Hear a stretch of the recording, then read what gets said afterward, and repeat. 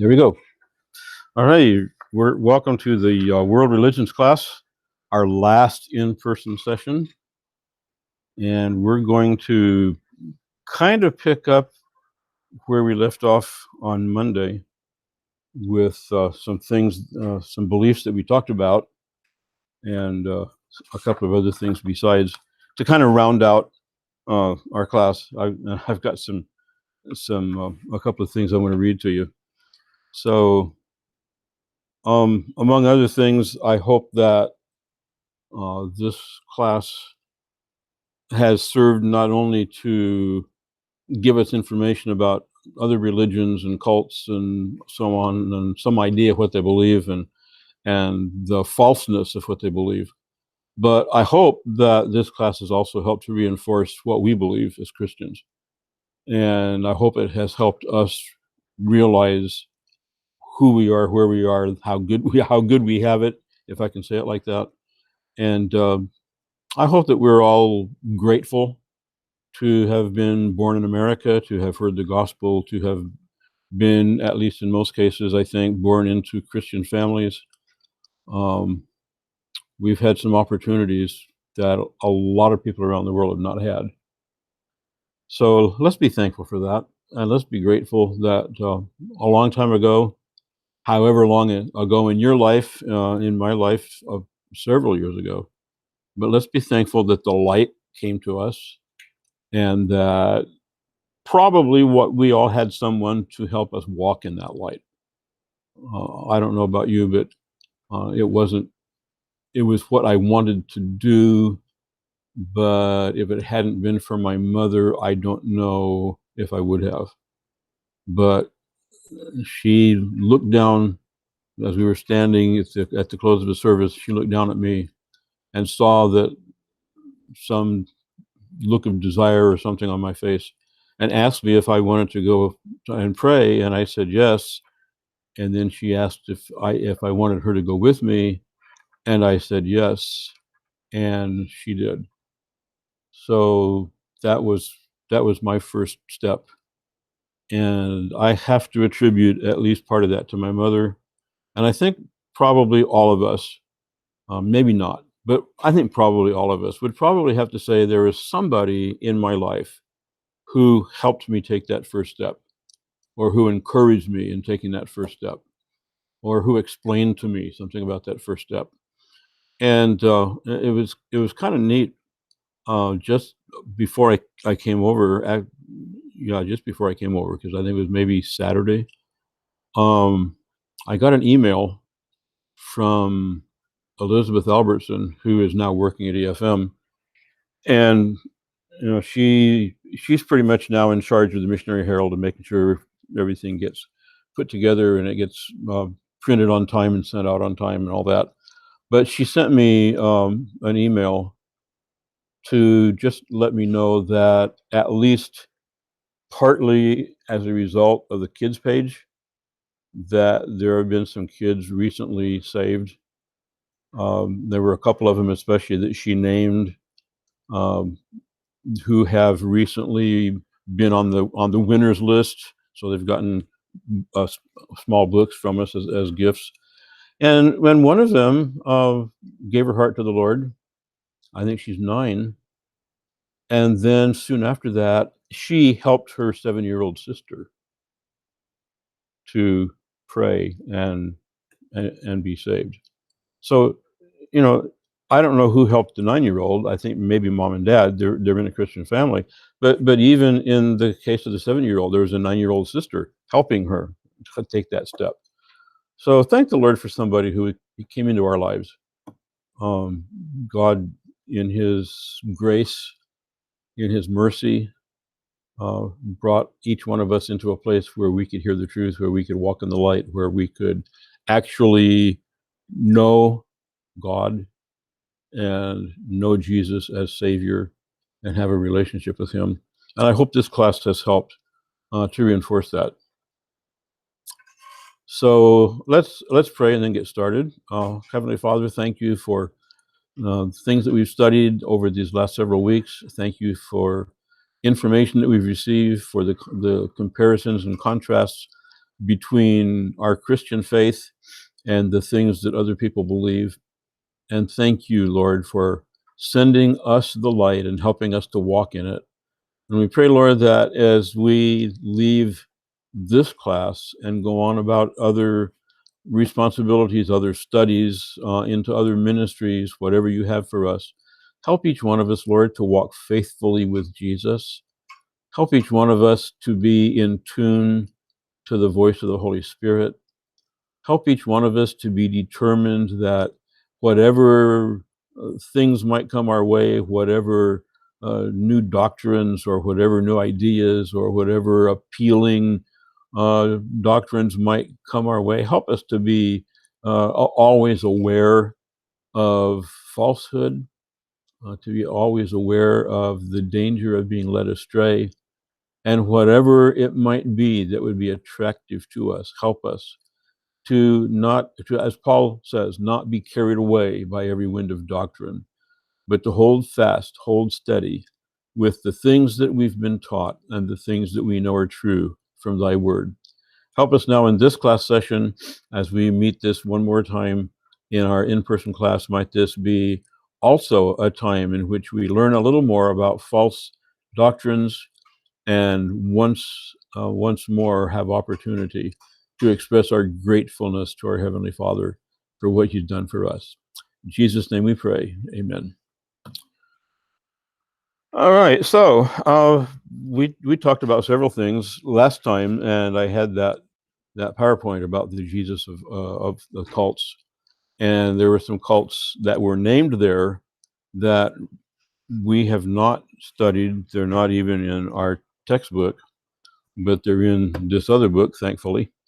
So let's just go through two or three things that kind of tie together with the last class, and then we'll finish up with a short idea of what might be coming on the test. So we talked about theosophy. The term theosophy literally means wisdom of God. So theo is God. The Sophie part comes from the sophism, which is philosophy. So when you think about philosophy, that Sophie in there gives that idea, and typically philosophy, when you just use it by itself, typically we think of philosophy as not being Christian. If we're talking about a Christian philosophy, generally we're going to say that, and be aware there is Christian philosophy. We be aware that in some limited sense, at least, every one of us is a philosopher. Every one of us thinks about life. Every one of us thinks about various aspects of life, and we think about where we came from, where we're going, what the meanings are of things that have happened to us, and so on. And we all think about those. We all wonder about them. We all maybe ask other people about them and what they think, and so on. So we're all philosophers. We're also all theologians, and that's one thing that we probably kind of shy away from, because we think about a theologian as being somebody who has studied theology, who has prepared himself to write theology books and so on. But we're all theologians also in the sense that we're all asking questions about God. We're all coming to conclusions about God, about Scripture, about salvation, about the right way to live, about ethics and morality and those kinds of things. And when other people talk to us or ask us questions, and especially if we're talking to someone who either is not a believer or is a new Christian, and we're in a position to explain to them something about Christianity, something about what we believe, we're practicing theologians. So let's not let the idea of philosophy or theology scare us, okay? Because although a philosopher is somebody who gives his time to thinking about many things, and a theologian is one who gives his time to studying the Scripture and studying about God, on a limited basis, we're all there. So theosophy, that I'm way off track now. Theosophy means wisdom of God. And they say that this wisdom is to be found in all religions. So we've heard the all roads lead to Rome. all religions lead to God. That's this idea. So theosophy would very much support that. They seek to prove that underlying every once popular religion, how about the ones that are popular too, was the same ancient wisdom doctrine, one and identical, professed and practiced by the initiates of every country who alone were aware of its existence and importance. And then for us today to determine where it came from, its origin, and how it has developed or matured is impossible. And so theosophy says there is a philosophy, there is a wisdom, there is a doctrine that's common to all religions, but we really don't know where it came from, and we really don't know how it's developed. And so we have to have help to figure that out. So in 1875, this lady Helen Blavatsky um, had some revelations. These come from adepts who are beings that are perfected spiritually, intellectually, and physically. They are beings in the spirit world, so probably the spirits of dead people who have, gone on to greater things in the spirit world. But these otherworldly beings are the ones who supposedly communicate with humans and tell them these secret philosophies and wisdoms and so on. And Helena Blavatsky claimed to be the first person in theosophy to receive such revelations. So just thinking about what we talked about on Monday and thinking about Islam, how common does it seem to be that somebody who has founded a religion or a cult has done so on the basis of some revelation that has come from the other world? We do this. We think about Joseph Smith. We think about Mormonism even in its current day. Think about Muhammad supposedly receiving revelations through the archangel and Gabriel and writing the Quran, and just over and over again, it seems like this otherworldly thing, and it's like if I can convince people that I have heard from beyond the bounds of this world, and I can convince them that there is something that I know that they don't know that came from out there somewhere, then I can start a new religion and get things going, and that seems to have happened over and over again. All religions have truth in them, and I think that's probably true. That's what theosophy believes, but I think it's probably true. One of the reasons why people fall for Islam or Hinduism or Buddhism or Mormonism or Jehovah's Witnesses or whatever, one reason why people fall for those is because there is some truth in all of them. I mean, think about Islam. Islam preaches that there is one God. Okay, that's true. We believe that. We're monotheistic just like they are. So there is a truth that, at least to some degree, we hold along with Islam, and people who would be attracted to some similarity or some truth that seems to be the same, they could easily be attracted into other ideas that Islam might teach them. So since there is all truth in all religions, a theosophist can follow any religion he chooses. So you can be a Hindu, you can be a Muslim, you can be a Christian, you can be a whatever, and be a theosophist, because a theosophist is simply looking for that old wisdom in the religion that he's practicing, and is also looking for similarities in other religions. So, but Mrs. Blavatsky herself detested Christianity.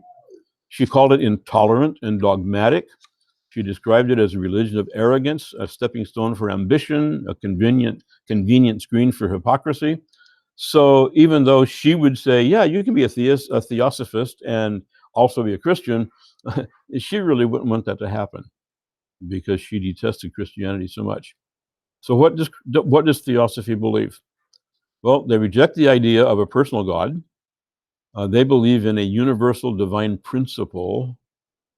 Does that sound a little bit like Hinduism or Buddhism?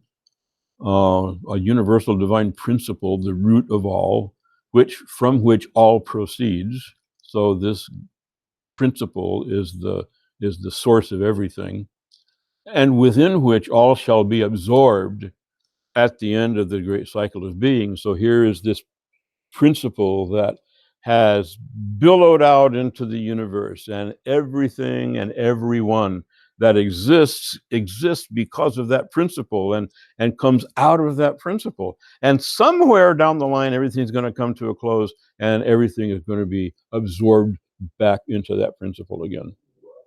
What an interesting belief.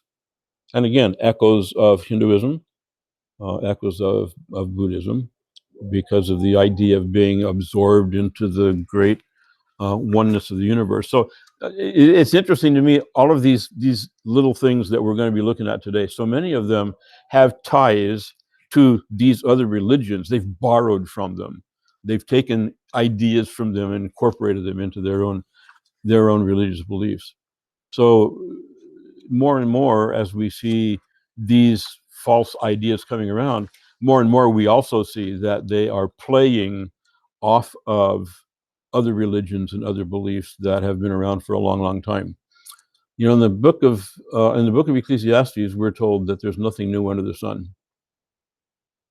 You know, read Ecclesiastes, and he tells us, you know, everything is just a cycle. There's nothing new. It might be somewhat different, it might be somewhat advanced, but there's nothing new under the sun. And there's a lot of truth to that. And you may say, okay, but the internet is new. Well, the internet is just a new way to do the same old thing, and that's communicate with one another. You know, send messages and send pictures and all that sort of thing. But we've done it with the U.S. Mail. We've done it with FedEx and UPS. We did it in many years ago with the Pony Express. How many of you have ever used a payphone? You know, how many of you even know what a payphone is? Okay, probably from Ukraine.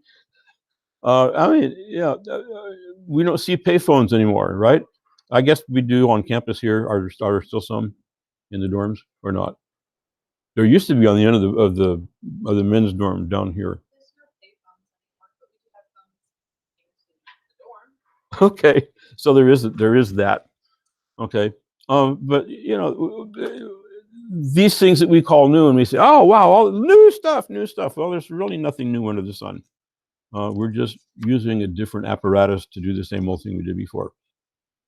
Okay, so anyway, they say we're going to be absorbed back into this universal principle. What do they believe about man? Well, man, they say, consists of 7 parts: body, vitality, astral body, animal soul, human soul, spiritual soul, and spirit. Now, we're not made up of all of those things at the same time. Okay? We start with the body, and then we mature, we develop, we change, not changing physically, but we change that essential part of us, so that from the body we move to vitality, or maybe we gain vitality. From there, the astral body, which kind of gives the idea of outer space and universe and so on. And then the animal soul, that's sort of the fact that we have life here on earth. And then the human soul, that makes us people. The spiritual soul, and then spirit. So man is equated with God, and they say you are God. Get this one now, and see how figure out how this one makes any sense. Okay, you are God, and you will only what God wills. Okay, so far so good, except for you are God. You're God, you will only what God wills, but you must dig deep down into yourself to find the God within you and listen to his voice, which is your voice. Does that make any sense? You're God, and you desire what God desires, but you have to dig down deep into yourself to find the God, which they say you already are. You are God, but anyway, you got to dig down deep and find the God within you. So is that another God? I don't know. And then you have to listen to that voice, that God voice down inside of you, which is your voice. I mean, it's such a circular reasoning kind of a thing, that makes no sense whatsoever. And but people believe this kind of stuff. I have often questioned why. They teach that man is continually evolving, both individually and corporately, and that an individual attains salvation when he reaches the seventh stage of being. So I'm not sure how many people get to the seventh stage, because as it tells us in the last line on this page, they believe that the majority of people alive today are at the animal soul level. So the majority of people, they say, have not even reached the human soul level, much less go on into other levels that ultimately take us into the spiritual soul and the spirit, which is salvation. So, yeah.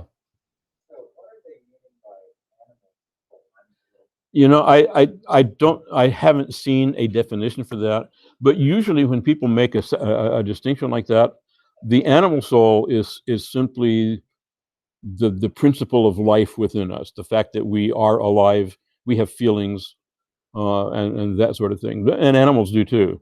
So in one sense, we reach a level kind of like where the animals are, but then the human soul goes beyond that. The human soul can reason. The human soul can think, can create. When we talk about the image of God, which we're going to do towards the end, there are some things like that the animals cannot do. So my assumption would be that they are saying that we reach a level that would be similar to animals, so that there are feelings and instincts and actions and emotion even, but the human soul transcends that. What about Jesus? Jesus is no man, but the divine principle in every human being. So again, the attack on Jesus, uh, the change, the non-belief in Jesus as God, and then they believe in reincarnation. Each individual is to blame for the situation into which he was born, or he's also to blame for his character, his opportunities in life, or his talents and abilities. And all of these are the result of forces that we ourselves have set into motion, either in this life or in former existences. So for them, salvation consists of going through a series of lives. So you don't have to reach that seventh stage in this life. You're striving to, you're trying to, it's your own efforts that get you there. But if you don't make it in this life, you'll have another life to strive a little harder and do a little more and try to get there. So that one difference between them and Hindus, for example, is that, and Buddhists also, is that Hindus and Buddhists do not like the idea of reincarnation, because they want to end it all and be absorbed into the great oneness of the universe. But to come back to this world means more suffering, and they don't want to do that. I don't blame them. I wouldn't want to either. But these people believe that if you come back, it's because you have another opportunity to strive for salvation. So for them, reincarnation is a positive thing rather than negative. So you go through a series of lives to reach that seventh stage, and if you don't make it now, try again. At the afterlife, they don't accept the idea of either heaven or hell. A person ultimately reaches that state of nirvana, a term that they use, but it simply means to be absorbed into that impersonal world, or into that universal principle. And one more thing about theosophy is about the Bible. One adherent of theosophy stated, "I confined myself to the Hindu scriptures, and in all cases I stated that I regarded these scriptures and the Hindu religion as the origin of all scriptures and all religions." So that should give us an idea, kind of where they're coming from, what they think is true, where God's word comes from, where religion comes from, and so on. And if for them, um, if for them Hindus are the beginning of it all, then that gives us a really good idea where they came from. And remember that Hinduism is the oldest organized religion in the world.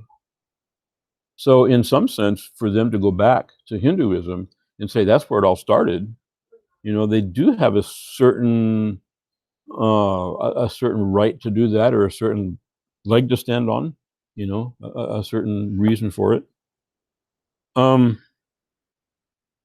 only thing that Josh McDowell says in this book about the animal soul is that it's the fourth principle of human nature, and according to Theosophy, the majority of people alive today are at this level. So he doesn't really explain it, but you can kind of get an idea, I think. I mean, the difference between animals and humans probably pretty much says it.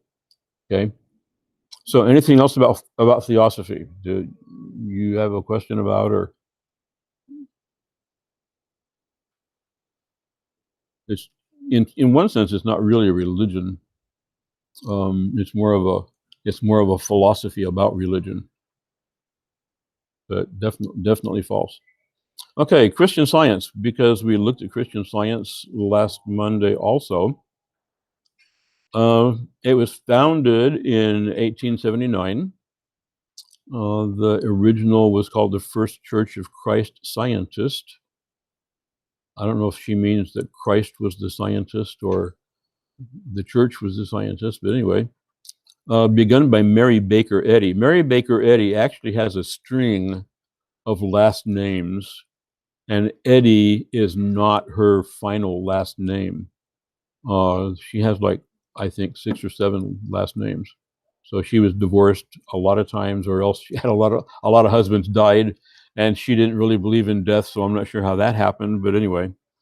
One of the factors that moved her away from the church, and this is interesting, at least to me, was the strict predestination doctrine of the Congregationalist church that her parents attended.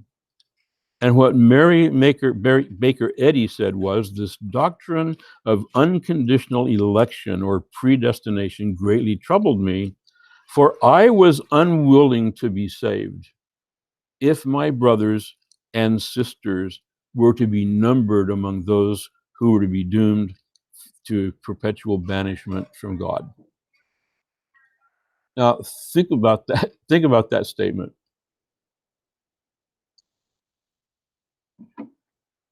She's willing to not be saved. In other words, she's willing to be condemned, or as sometimes we would say, she's willing to be damned. Because if her brothers and sisters, and I'm not sure if this means physical siblings or relationships like we sometimes call brothers and sisters, but if they were not going to be saved, she didn't want to be saved either. Think about predestination. What does predestination say?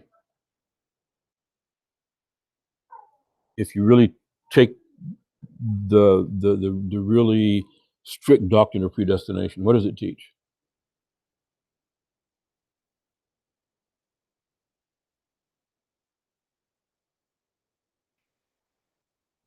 Like before you're born, you're already basically designed to go to a certain place. Like you can't change basically what's going to happen. Okay. Predestination, talking about it from a Christian perspective, is that God chooses who's going to heaven and who's going to hell. Before you're even born.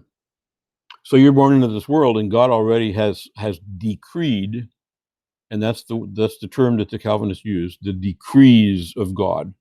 And God has already decreed whether you're going to be a Christian or not, whether you're going to hell or not. And of course, across a lot of years, there's been a lot of change in that doctrine. Not too many people hold to the strict doctrine of predestination today, although there are a few. If you know the name John MacArthur, who is the pastor of a church in Los Angeles, Grace Community Church, I think it's called. John MacArthur is what we would term a 5-point Calvinist. And what we mean by that is that John MacArthur believes in in all of it, all 5 points, including being elected to go to heaven or to hell, and that predestination assures that you're going to go there. So, and he makes a case for it. I don't see how he can do it, but he does. John Piper, I think, would be another one. I think that came through in his book that we read in the class last semester. So there are people who hold fast to that doctrine. Again, a lot of even Baptist, even Calvinistic people, what we call Reformed these days, don't hold to that as adamantly. But just think about what she's saying. That I was unwilling to be saved if my brothers and sisters were to be numbered among those. But if they really believe in predestination as it was taught, is it going to make any difference what she believes or what she desires or what she's willing or not willing to do?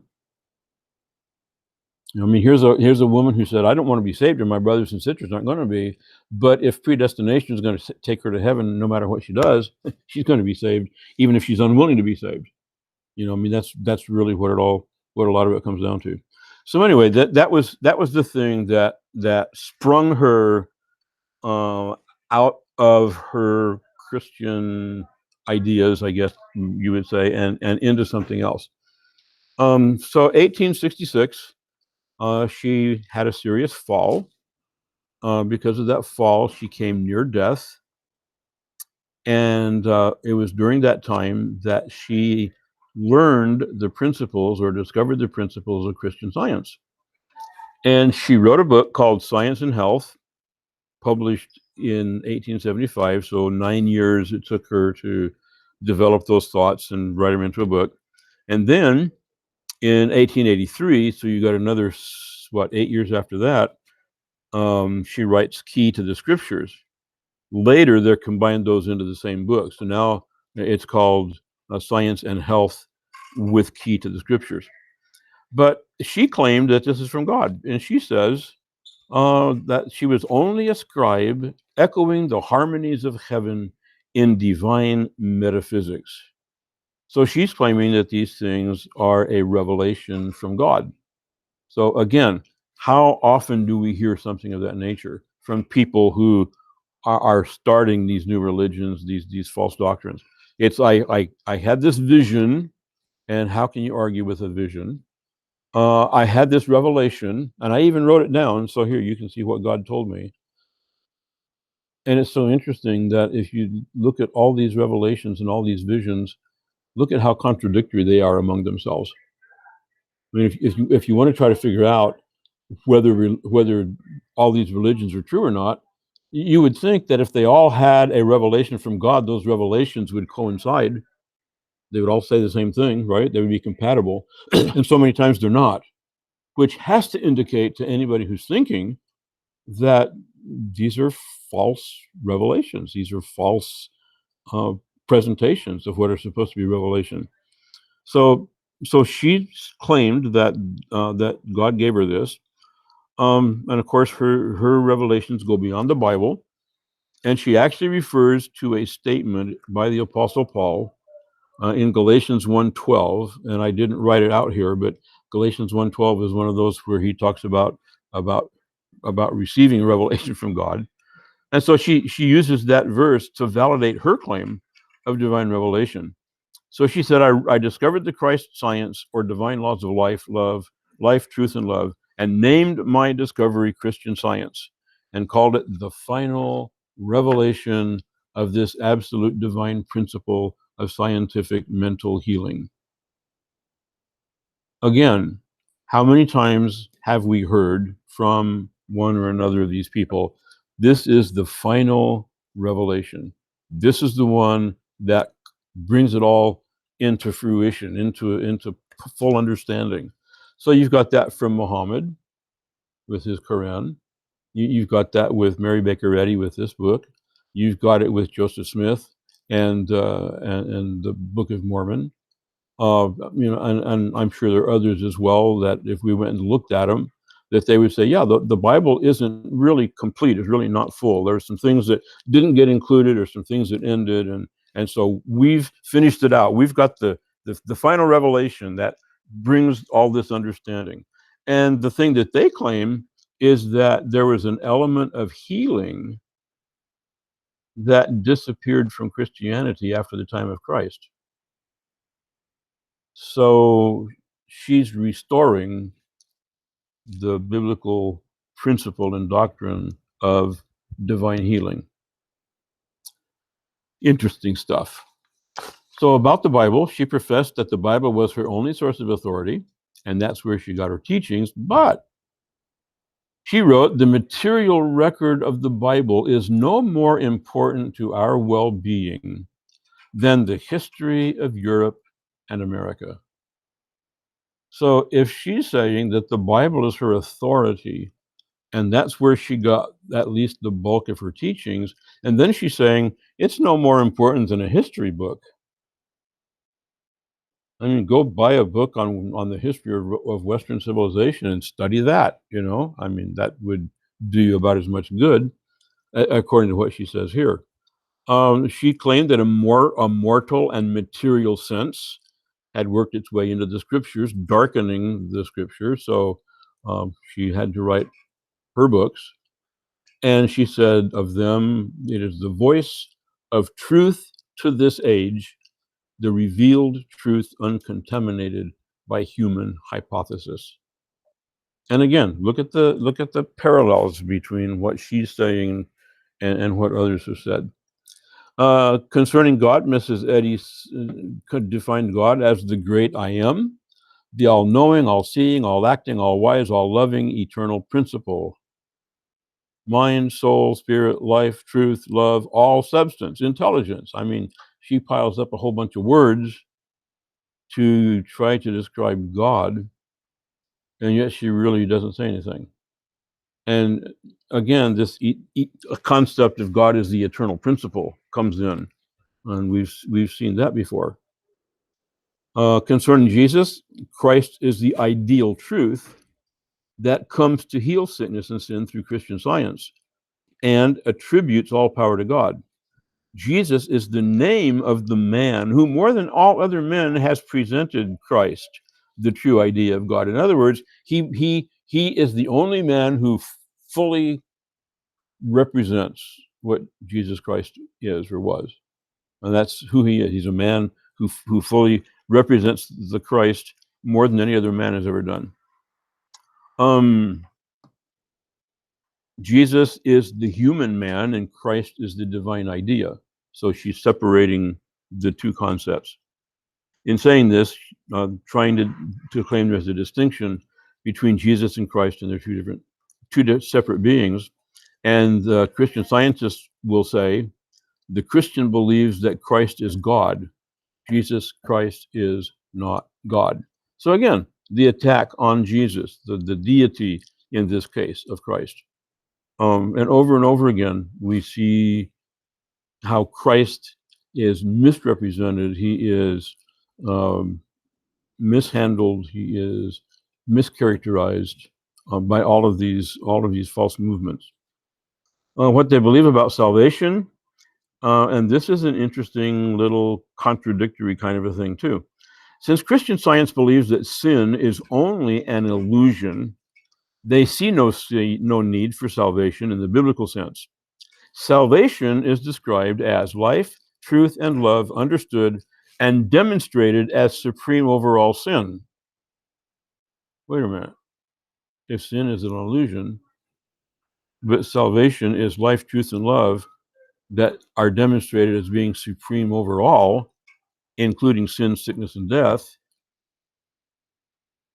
you know, how does that make sense? If sin is an illusion, if death is an illusion, if sickness is an illusion, and yet salvation is supreme over all these things. Well, evil does not exist according to them. And their statement here also is found the path of the basal statement, the cardinal point in Christian Science, that matter and evil, including all inharmony, sin, disease, and death are unreal. They teach that Christ came to destroy the belief of sin, and that evil is but an illusion and has no real basis. So Christian Science basically comes to be like a pretend religion, right? I mean, if all these things don't exist, if sin doesn't exist, if sickness doesn't exist, you're just pretending. And that's what it sounds to me, at least, like Christian Science comes out to be. So I mentioned Monday, the Christian Science Monitor, which is, as I said, a very widely known newspaper. In this book, Josh McDowell refers to that and says that the Christian Science Monitor is very highly regarded among secular readers in the secular world. Christian Science Monitor, he says, does not do a lot or say a lot about their religion in the pages of their newspaper. They are a conservative newspaper, and they do, and I've read some of their articles, they do a good, thorough job of investigating, of evaluating the things that they see, and what appears in their paper probably pretty good. So if you ever see it, feel safe to read it as far as things like news and political opinion would be concerned. Okay, so any questions about Christian Science? What you've seen or heard, or okay, so that takes us then into the last section, and I'm putting three things together here because they are very intimately connected. So the occult, spiritism, and New Age. How many of you have looked at any of those New Age videos that we had on the list, or did you not look at those? You looked at something else. Okay, there are videos you're supposed to see, right, and report on. Yeah, so there are a couple of New Age ones that I put in there, but you don't have to look at them. You can look at other stuff. But okay, so you looked at one of them. How did it strike you? What did you think about it? From what the person said, the New Age is basically following the spirit. Okay. Yeah. So what kind of things do they promote? What kind of things do they do? Some of the spirits or anything like that. Yeah. Okay. So it's very, very closely tied to the spirit world and what the spirit world says and so on. Okay. So we'll kind of keep that in mind as we go through this section, and just again, what we're going to look at here as we're thinking about the spirit world and spiritism, so much of this is going to go back to what we just looked at in Christian Science and in Theosophy and other things that the religions and cults that we have looked at. There's just so much in here that's in interplay in all of those things. But let's take a look. The word occult comes from the Latin term occultus, and it carries the idea of things that are hidden, secret, and mysterious. One expert in this area says that there are three distinct characteristics of the occult: things that are hidden or secret, operations or events that seem to depend on human powers that extend beyond our five senses, and the supernatural, the presence of angelic or demonic forces. So and let's read the next paragraph too. Under the designation of the occult, McDowell, in this book that I referred to, lists at least these items or activities: witchcraft, magic, palm reading, fortune telling, Ouija boards, tarot cards, Satanism, spiritism, and the use of crystal balls. In addition to these, chapter headings in the section on the occult in this book are astrology, dowsing, firework walking, ghosts, hypnotism, parapsychology, psychic surgery, and superstition. So lump all those things together, and there's a bunch of stuff that fits under this general heading of the occult. Okay. So the occult is very much a looking into things that are mysterious, they're hidden from us, and in order for us to understand them, we have to have someone out there who is more powerful than we are, who can reveal those things to us, or who can give us powers to accomplish things that we're not able to do on our own. So people dabble, and some way more than just dabble, in these kinds of things because they're looking for something beyond themselves. And so we're going to talk about the occult, but Spiritism and New Age are all mixed into this. So we'll talk about them separately, but you're gonna find the same things in all of these areas, because they're so closely tied. And you think about that video that you saw, and I don't know which one it was. There was one. There were a couple that I looked at, and I seriously debated whether to even include them in the list. One of them I did not, partly because it's a long one, and I think it's like 2 hours, and I was sure you wouldn't want to do that. But it was a guy who was involved in New Age stuff. I actually saw 2 videos of his. One was shorter, one was very long. The one that was very long was given in a church, and it was great information, fantastic stuff, but it just lasted too long. Plus, he had a man bun, and I was sure that would kind of take away from the effect, the seriousness of what he was saying. So I didn't do that one. And then there was another one that I really considered, and I don't think I included this one, but this guy was talking about the powers that he was seeking and the promised powers from the occult world that he could have. And he would be talking, and all of a sudden he would flash this picture on that was like, oh, wow, this is like a devil looking out at me, and then the picture would go off. But he would say, this is the being that presented himself to me. Wow, who wants to be involved in that? So there are 2 or 3 things like that no, I wasn't sure if it was good to put them in or not. But if you've hunted around, you might have found them. At any rate, these are the kinds of things that trap people. Some of these are things that seem to be very innocent. Okay, so just for example, and I haven't been to a state fair or a county fair or any other kind of fair for a long time. But there are fairs, there are gatherings, public gatherings out there like fairs, where, for example, there will be a fortune teller.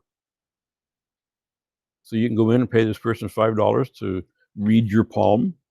Your palm has certain lines in it, and one's a lifeline and one's a future line, and I'm not sure what they all are. And so she'll trace those and tell you what your life is going to be. And if the guy you're going to marry is tall, dark, and handsome, or short and white and whatever, or even if you're going to get married, and all that stuff, she's going to, because of what your palm says. Or there'll be the one who does fortune telling using a crystal ball. So here's this crystal ball sitting in front of her, and she'll wave her hands over it and do whatever and say whatever, and it'll kind of cloud over, and then it will come clear. You've seen the globes with the glitter inside, and you shake them up, and well, a little bit like that, and then it starts to come clear for her, not for you, but for her. And then in that crystal ball, she will see, something in your future, and she'll tell you something that's about to happen to you or someone that you love. And so there's that. There's the tarot cards.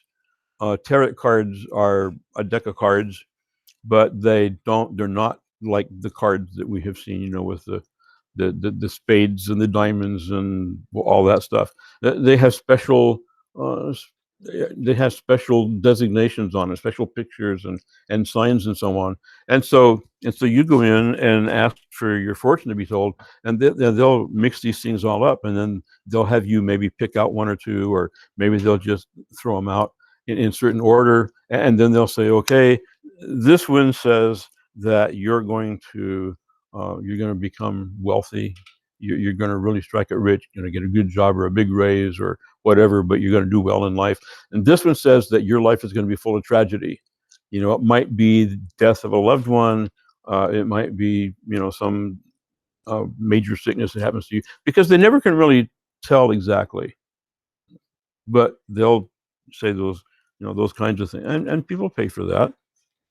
Most people, I think, would go to have their palms read or their fortune told or whatever, and they just kind of do it like, yeah, let's just go see what happens. Yeah, it's a bunch of fakery. Yeah, I just did it, just for the experience of it. And I'm going to say, don't even do that. If you do something like that, go into it knowing that it's fake, and you're just going to try to see how they fake it. But don't even do that, because it's so easy to go away thinking, and especially sometime before the next fair comes around, and you do meet that guy that's tall, dark, and handsome, and you think, well, I am going to marry him, and then you think, she told me that. So maybe I should go back and see her again and see what she says, and little by little you get drawn in to those kinds of things. So they can be very dangerous, and I would say not to do it. Ouija board we talked about once before, right? You all never seen one, but I did it one time and never wanted to do it again. He lists Satanism and Spiritism, witchcraft, which we would commonly think that that's wrong. He's got the word magic in here. There is an entertainment that's called magic. People doing magic tricks. Okay. That's what they call sleight of hand, and we'll mention it down here just a little bit. It's also optical illusion. I can't figure out how they do this stuff, but they have their ways, and they'll explain it to you. They'll explain how they do it, how they get your attention over here, and they're slipping something in their pocket over here, and you never realize it. In fact, there was a guy I saw at least 3 TED Talks that this guy did, who was a pickpocket, and he stood on the stage and told people how he picked pockets. And while he was doing it, he picked 3 or 4 things out of the pockets of his host on the stage, and nobody saw him do it. Nobody. I mean, here's this whole audience looking at him, probably 60, 70 people, maybe 100, and they're all looking at him and they're all watching him. And all of a sudden, he reaches into his pocket and he says, would you tell us what time it is? And he's taken the watch off the guy's wrist. I mean, it's like, that didn't happen magically. He knows what he's doing. And so a lot of times in this magic stuff, that's exactly what's happening. So there are some people who say, don't even get involved in that, because that can lead you into thinking about magic in the sense of things that happen that are done by the spirit world or done in some other way. So some people make a difference between what they call white magic and black magic. Black magic is always bad. They say that white magic is usually good. So white magic is done to benefit people, maybe to heal the sick, or maybe to provide a job for somebody or provide money for somebody in need or whatever. Black magic is always to hurt or to hinder or to destroy or to kill. We saw that ETOW video, right? A couple, what, three or four times back. Did we see ETOW in here? Yeah, I know we saw it in the other class. Did we see? I think we saw it in here too. If we did or didn't, I don't remember for sure. I think we saw it in both classes, but I'm not totally sure. But if you go on YouTube and look for ETOW, EE-TAOW, there are actually two videos, and I think I'm trying to remember. I think the one that we showed, I think I cut it off at the end of the first part because there's a second part. It's the Mook story, M-O-U-K, which is the name of the tribe, and the second part actually starts with a guy crouching in the bushes, and he has like a tobacco tin. His hands are all misshapen, so he's holding it. He's holding it like this, and here's another guy. He's leaving his house, got his machete over his shoulder, and he's just kind of walking carefree along, and it's just another day. He's going to go out to the village and work. Suddenly he hears a sound, and he turns and looks, and here's this guy crouched in the bushes with this tobacco tin, and it's open, and he clamps it shut. And this other man, startled, and suddenly he's afraid, and he runs into the jungle, and this other guy closes the thing and puts it in his bag and goes off to his house. So then it shows him putting this tin next to a fire in his house, in his hovel, if you will. And so he's moving it around, moving it close to the fire, make sure it's getting good and hot. And then they switch to this other fellow, and this other fellow was lying in his house on his bed, suffering with a high fever, sweating, and miserable, hurting all over. He finally dies. And the message of the video is that these kinds of things really happen, and they do. Whether they happen because there is spiritual force that does it, or whether they happen because that man believed in the spiritual force and he died because he was sure that was going to happen to him. I really think there's spiritual power that does those things. But the whole message of this kind of thing we're talking about today is don't get involved.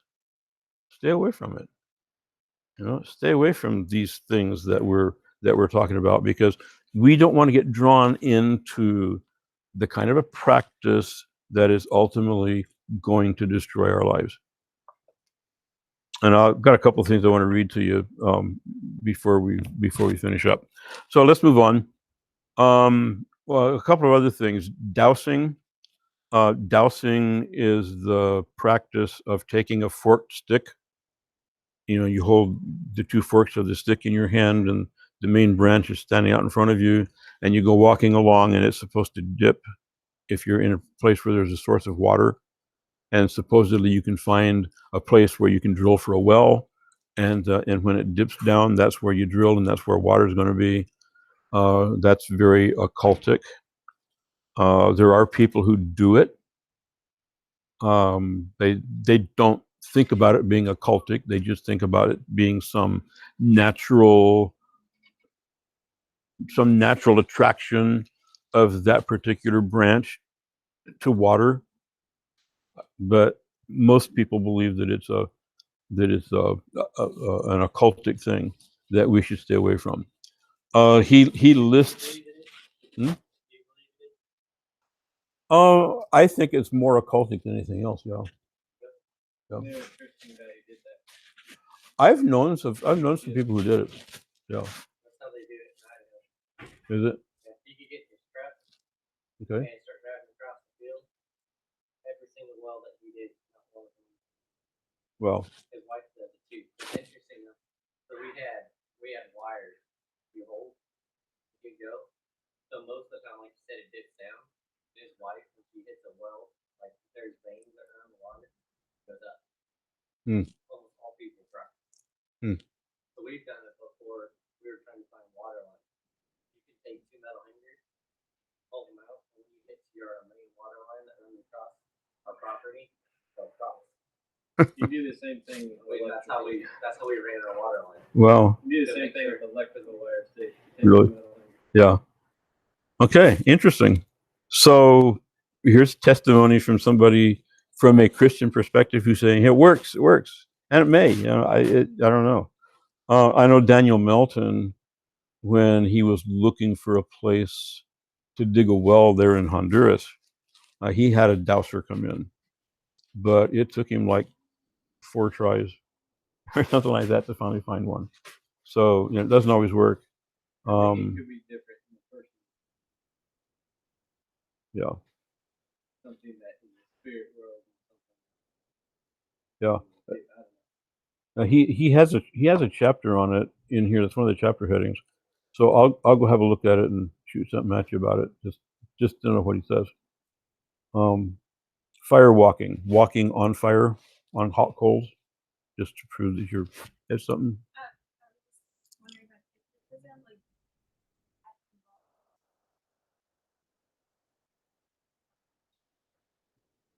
because now it's kind of things to like for fun, people just do that just for fun. Is that like always? Okay. Yeah. I think hypnotism is one of those things that's iffy, in my view. I've seen reports where it works. For example, somebody who has been the victim of a crime, and they hypnotize him, take him back, and he remembers things that he had forgotten because they're delving into his subconscious mind. And I this is one of those areas where I think there's a really fine line. And I remember when I was in Bible school, I did, in a psychology class, I did a report on hypnotism. And the teacher wrote a note back to me and said, "Be careful of this." Okay, I'll be careful of it. And it's something I've never gotten involved in, but it has been used, yeah. And to me, he's got in here parapsychology. Okay, parapsychology is like psychology related to these kinds of things. I'm not totally sure what parapsychology is, but psychology, that's dealing with the mind, how we think, and our emotions, and how those things all work together, and delves into emotional illness and mental illness and those kinds of things. And parapsychology does that also, but with reference to maybe like the spirit world, or something beyond what we are as human beings. Some of I don't know. I'm not sure about parapsychology. Hypnotism, I think, is an iffy thing. I think there's a fine line you have to walk. Maybe dowsing is the same way. But all of these things, whether we condemn them or accept them or whatever, all of these things we want to be careful of. I would think we'd want to be careful of, because again, Satan has his ways of attracting us, of fooling us, drawing us into things that are not going to be good for us. So a lot of stuff in there. Ghosts, for example. Do you believe in ghosts? A lot of people do. I've read some interesting articles about people who claim to live in houses or hotels that are inhabited by ghosts. So yeah. Were you thinking something you wanted to say? No? Okay. And I've seen some interesting stuff about it. For example, here's this woman wrote about a hotel that supposedly was haunted, and according to her, she checked into the history of this hotel, and there was someone who was murdered in that hotel. The perpetrator was never caught, so no one was ever brought to justice. And so according to this woman who wrote the article and was doing the ghost studies, according to her, if the ghost of the dead person realizes that there has not been justice, that ghost will stay around and haunt that place until justice is done. That's kind of weird. I think it was in the same article, this woman talked about going into a home that was haunted, and she was going to heal the house, do the what's the word I want, where they throw the demons out, or exorcism. She was going to do an exorcism, and so she goes in the house, goes room to room, says whatever she says and all that, and at the close of the experience, she said, "Here's this woman's daughter who is standing by the door, and when this ghost chaser told the ghost ultimately to leave, the daughter standing by the door, and she said she actually felt air go by her as the ghost left the house." I mean, there are things that, how do you explain them? I don't know, except that I don't believe in ghosts. But there's something out there. There is spirit power, and spirit power is nothing for us to play with.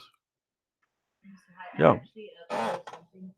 So in Papua New Guinea, guys, and like unexplained death or something like that,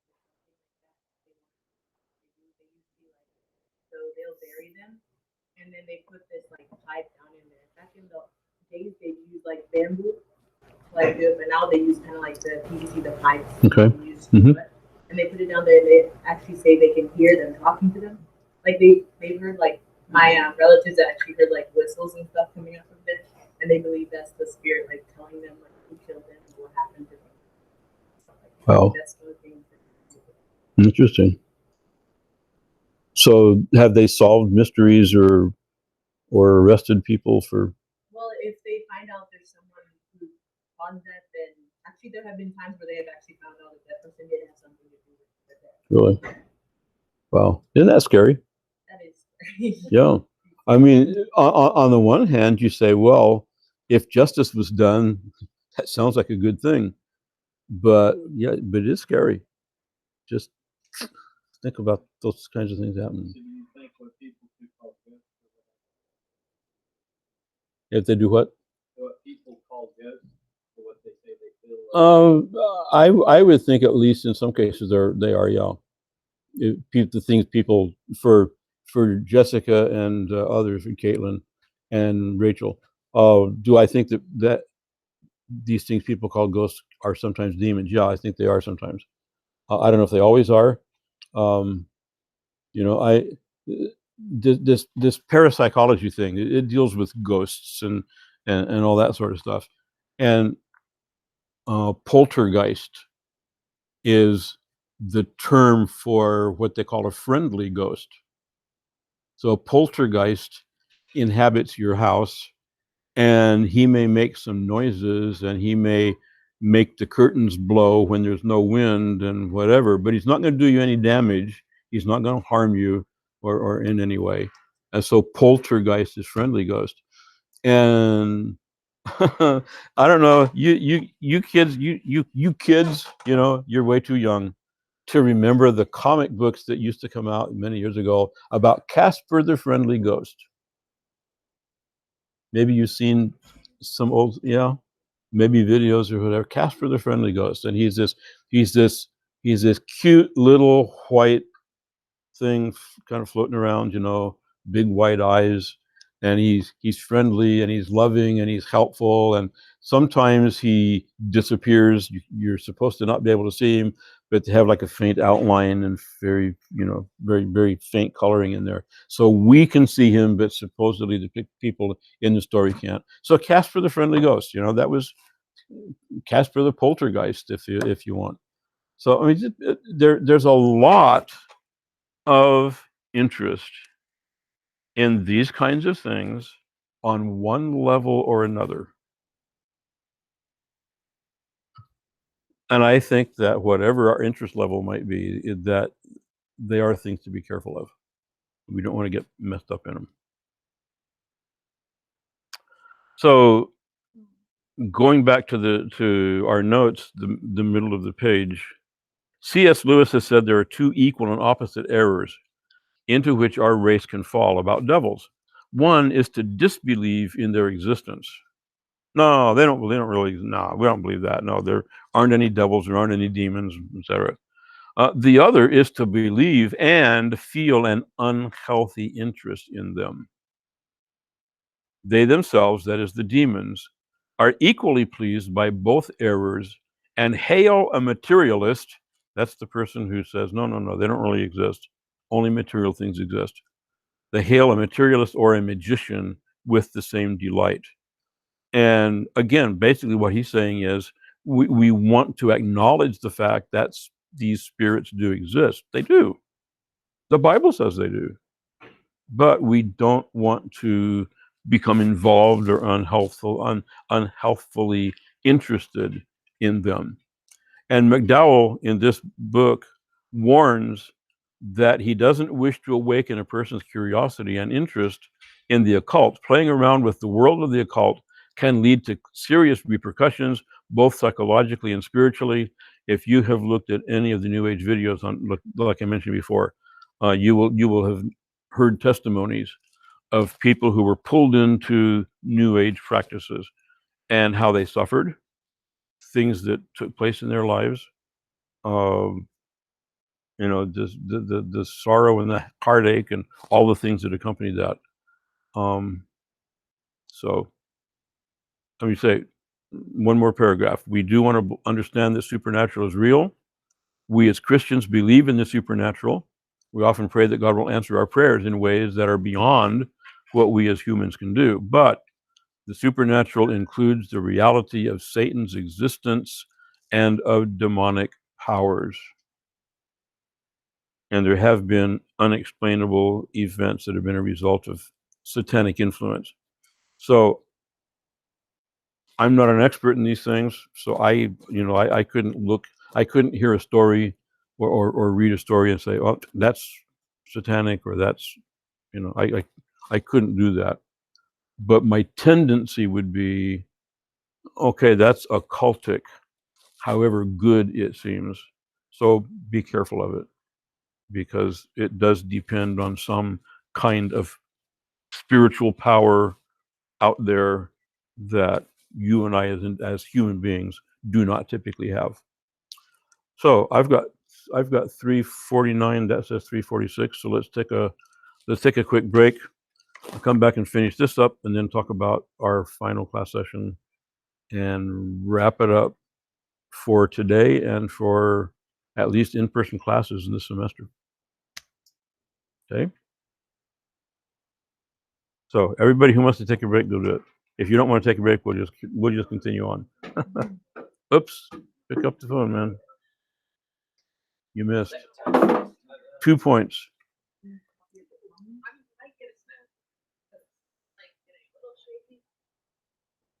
Actually, can I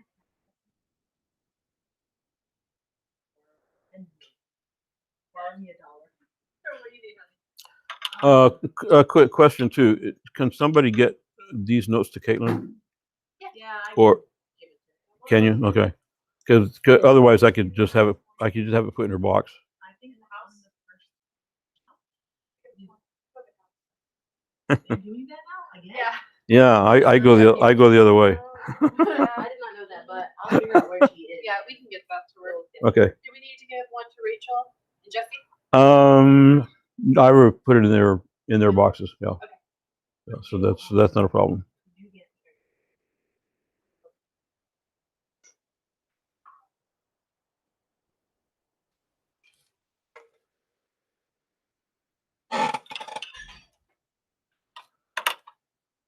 Mr. Jared,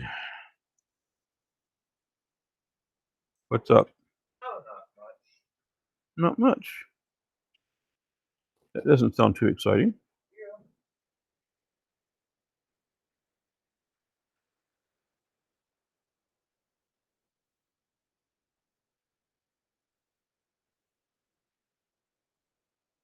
Parapsychology is the study of alleged psychic phenomena, as in telepathy, precognition, clairvoyance, psychokinesis, and psychometry, and other paranormal claims, for example, related to near-death experiences, synchronicity, apparitional experiences, etc. It is considered to be a pseudoscience or fake science and is rejected by a vast majority of mainstream scientists.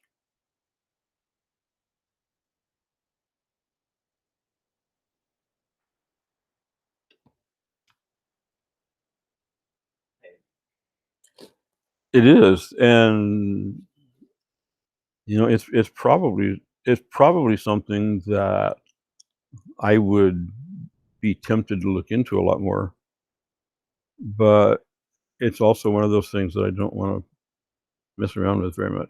Yeah. So, a friend of mine has,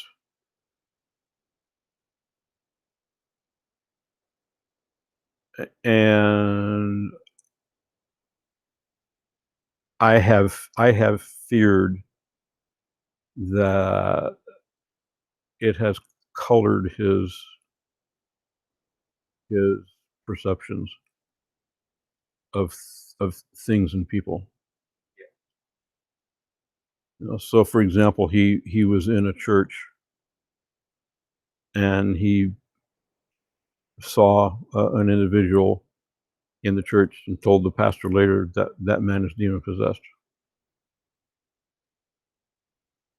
He wasn't doing anything.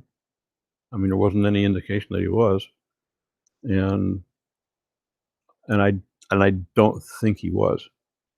But you can get to thinking about this stuff so much, you know, that it colors your. Anyway, don't want to mess up with that. So what's going on? Not much. So are you coming back to GBS next year? Probably, And you're still looking at education? yeah. The way it's looking right now, I may have about 3 years left if I do this. So good. You know, I hear they have a pretty decent education department here. Yeah. So accredited. And Janae is going to Penview, right? And is it largely because of this guy that she's sort of been walking around with? Possibly. Possibly. You're not going to commit yourself, are you? Yeah. At IHC, I saw her and him, and I wanted very much to go over and say something, but I was in conversation with somebody else and I couldn't break it off, and I never saw him again. You know, IHC is that way. Yeah. See somebody, you better say hi, because if you don't, so I didn't see them again, so I wasn't able to say anything to her. But anyway, yeah.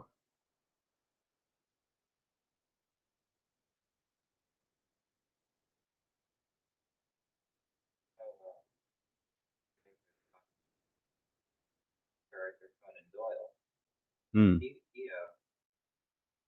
probably believed in the psychometry just mentioned in that definition of parasite. Okay. Typically in the regions of solving crime, never said that the future every well-equipped police station would have a psychometrist with them. Really? Yeah, he believed that stuff. So what's psychometry? Basically, you could. I'm going back there, but you. I guess basically what it is, you could take whatever he brought something to the psychometrist and asked them to examine it, feel it, whatever. And by doing that, they could tell where a lost person was or whatever, where they would be found eventually. Oh, okay.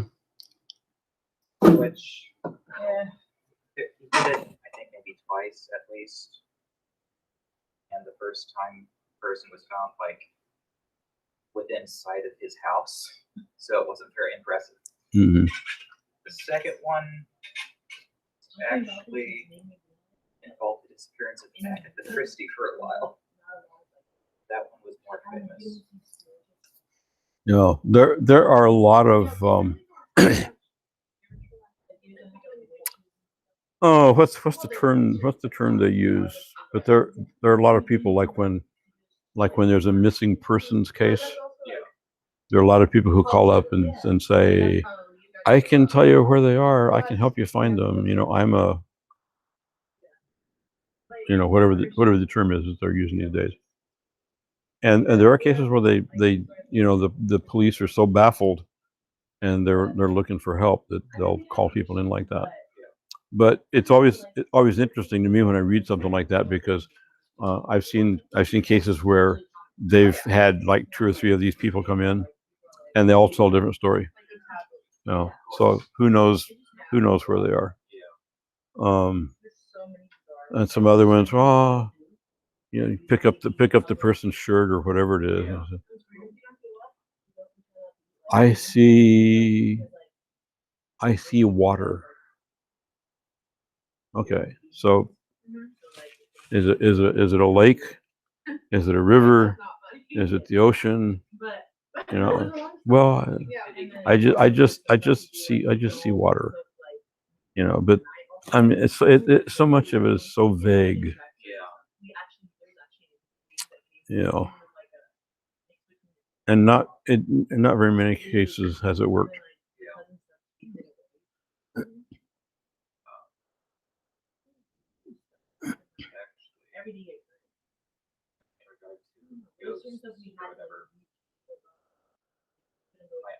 Great Uncle Joe has an interesting theory about Really? stuff like that. Okay. Of course, he's brilliant, so I don't know Yeah. how to question it. Yeah. That, So what does he say? the theory is that there's all these dimensions that rotate and stuff. Somehow, time is another dimension and it rotates so that periodically it the Civil War reenactment or something. It turns out there wasn't one. Maybe they're actually seeing the ghosts or whatever of the actual soldiers fighting. I don't know. Something like that. That'd be interesting to talk to him. Interesting theory. Yeah. I don't know how much validity that would have. It'd be interesting to talk to him about it and see what he says. Yeah. Well, I think the whole thing about, for example, Samuel being brought back, you know, is that the only time in the history of the world that it ever happened? It's the only time the Bible tells us. Dr. Brown about some of that earlier this morning. Like literally this bridge made it like 2 minutes. I don't know. It was They kind of interesting. did something to the weather. So does he think it happened or didn't happen, or? I mean, And this bridge was further because beneficial evidently for them to cross. God allowed her Not they have to to wait bring for the river. Samuel. And the river is not. Yeah. It's like really bad. The only recorded time that he's done They that. just did not adjust. Yeah. Whether he would allow them to do it. I don't know. Yeah. We're going to look at that in a minute. Yeah. But yeah, it's. And I think ultimately there are so many of these kinds of things, yeah, that we until we get to heaven we'll never know. So, and I think when we understand that demons do exist and that they do have powers to do these kinds of things, I think we have to admit that whether it's good or bad, whether it's God who did it or the devil that did it, I think we have to admit that it happens. So there are ghost-like experiences that people have. I think that's true. Whether there are actual ghosts or not, there are experiences that people have, and I think they're very real. So, I mean, you can't take somebody who speaks with great sincerity about what happened and describes it in detail and all of that, and especially when you have people who go in behind and examine the place and so on, and they can't find anything to prove that it didn't happen or that it couldn't happen, or that they don't find anything that could have been used for trickery. So when it's all said and done, my final answer is I don't know all the answers, and I'm not going to mess with it too much.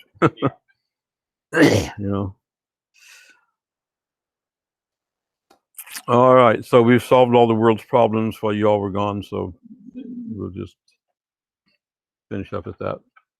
Is that running fast or slow? Slow, isn't it? 402 is what I've got.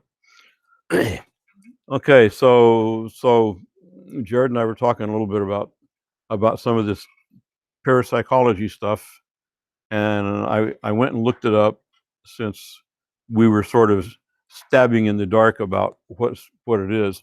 Parapsychology is the study of alleged psychic phenomena, as in telepathy, precognition, clairvoyance, psychokinesis or psychokinesis, psychometry, and other paranormal claims. In other words, it's study of all this kind of stuff we're talking about.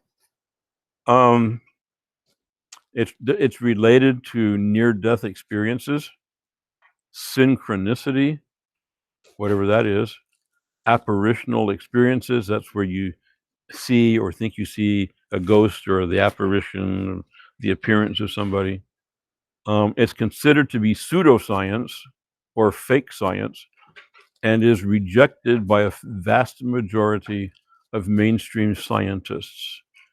Parapsychology research almost never appears in mainstream science journals. Most papers about parapsychology are published in a small number of niche journals. Parapsychology has been criticized for continuing investigation despite being unable to provide convincing evidence for the existence of any psychic phenomena after more than a century of research. So they're casting doubt on all the things that parapsychology says they study. So and again, what I told Jared at the end was I don't have all the answers. I'm not an expert in this stuff. I've read a little here and a little there and so on, just like you probably have. So my ultimate response to all this stuff is that we do believe that demons exist. We do believe there is a spirit world out there, and demons inhabit that world.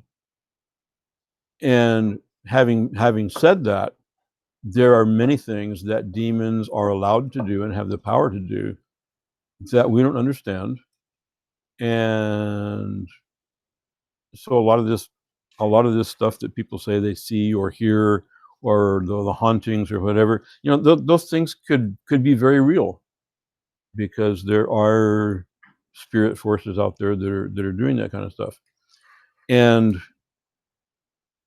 I think in both classes, this and the cross-cultural communication class, remember we talked about that middle zone, the forgotten middle, that what's his name, the anthropologist, talked about. I can see his book and can't call his name right now, but remember he talked about, we all agree on the heavenly forces and God and all of that, and then the earth and all the things that happen down here, and then we in our culture have put so much emphasis on science and on things that we can touch and see and feel and so on, and so our ideas are rooted there.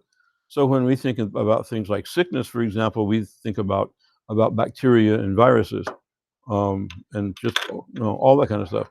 But you go into other cultures, and they very much believe in what's going on in that middle world, and they believe very much in spirits and what spirits can do to them, and how spirits can help them, and that's the whole foundation for animism. That they believe in that middle world, they believe in those spirits that are out there, and so they do their best to learn what those spirits like and what they don't like, so that they will do what those spirits like, so the spirits will not be angry with them, so the spirits will help them, and all those kinds of things, and not do what the spirits don't like, because they don't want the spirits to become angry with them and make them sick or burn their house down or all those kinds of things. All that stuff fits into what we're talking about. And so it kind of helps us understand that there is reality to these things, however we explain them, however we understand them. And again, C.S. Lewis says it's wrong to believe that these demons, these spirits, don't exist, but it's also wrong to become so interested in them, so enamored of them, so wrapped up in studying them and thinking about them, that we get carried away. And so we don't want to do either one. But I think just saying that these things do exist, there are powers out there, that's probably sufficient. So moving on, there's also a lot of deception in occult movements. So McDowell talks about a book called The Fakers. And in that book, they point out that some things like demon possession are very real and effects are visible. However, other events seem to be supernatural and are actually caused by physical or psychological means. They'll list 11 principles of deceptions that are often used to fake supernatural activities. So here's the list. Sleight of hand, that is the basis of magic tricks that are done as entertainment. I have a friend who says, do not even do magic tricks. Do not even go see a magician, because that is all wrapped up in this demonic, spiritistic world. I don't agree with him, but still there is probably something there. Psychological principles, using a stooge. A stooge is somebody who is like your ally. A stooge can be somebody who tells on the other person, I saw him do this. A stooge can also be somebody who is playing a role to make things look like they're happening. And I'm going to come back to that in a couple of minutes. Unseen, unknown devices. For example, I just saw in this book where somebody said that you can create a ghostly hand by putting your hand into a rubber glove, and then you cast wax around the rubber glove. Then you carefully take your hand out.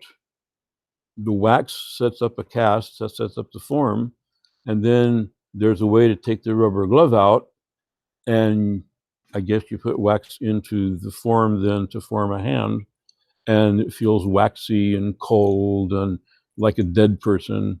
He's saying that's how they do that kind of stuff.